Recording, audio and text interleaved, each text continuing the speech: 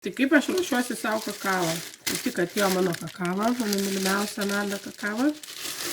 Ir aš jums dabar parodysiu, kaip aš ją ruošiu.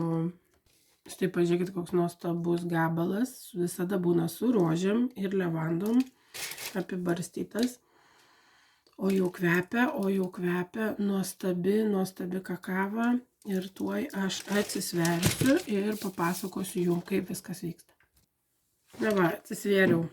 Aš darausi maždaug 20 gramų, bet kas pradedantis gerti, tai rekomenduoju mažiau, kokią pavyzdžiui 15.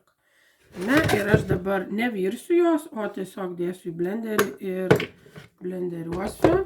Nesivirsiu, nes šiaip tai virti yra skaniau iš tikrųjų, bet kad greičiau tai aš darau taip. Cinamono šiek tiek. Čia cinamono šiek tiek. Pagal skonį, aišku, kaip kas mėgstat. Aš dedu kajaną.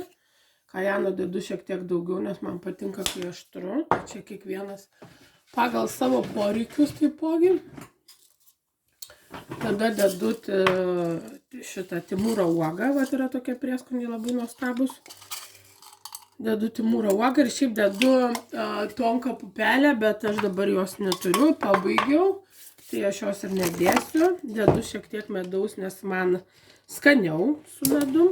Tai aš visada pasigardinu. Tai tiesiog nedaug, nereikia labai daug medaus įsidėti. Tiesiog dėl skonio, va šiek tiek. Ir tada pilu vandenį, žiūriu, kiek noriu, kokį puodelį pasidaryti, mažesnį ar didesnį. Tai aš gersiu didesnį puodelį, tai va tokį puodelį vandens tiesiog piluosi. Ir statau blenderį, kadangi pas mane yra funkcija su pašildinimu, kur šitas sriubai daryti, vienu žodžiu, kur yra sriubai daryti, tai aš užstatau ant to, kad būtų jinai iškart šilta, kad nereiktų pilti karštesnių vandenį. Na štai, išsiblenderavo mano kakava. Jau matot, garas šiek tiek eina, bet jinai nėra užkaitinta ar užvirinta. Tiesiog piluosi nuostabią kakavą